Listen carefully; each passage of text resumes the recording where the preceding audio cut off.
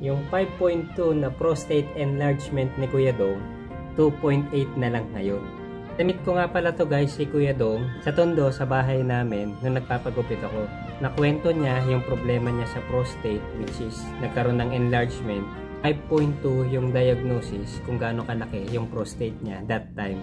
So nung nakakwentuhan ko siya, nagalok ako ng produkto sa kanya kung ano yung pwede niyang gamitin, kung saan yun din yung ginamit ko nung ako may karamdaman. Meron siyang mga naramdamang pagbabago sa katawan niya, hanggang sa nung tinuloy-tuloy niya at bumilang nung ilang buwan, nakita niya yung pagbabago doon sa size ng prostate niya.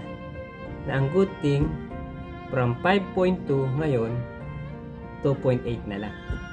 Papasalamat ako ng marami sa Diyos kasi may ganitong mga produkto na natural yung paraan kung paano tayo gagaling. At sana yung mga kagaya nating may karamdaman, kapag tayo may mga nadidiscover na ganitong herbal, huwag tayong matakot i-endorso o ikwento sa kanila, hindi dahil sa para makabenta lang tayo, kundi para yung natural na paraan at ligtas na paraan kung paano tayo gagaling is yun din ang magamit nila.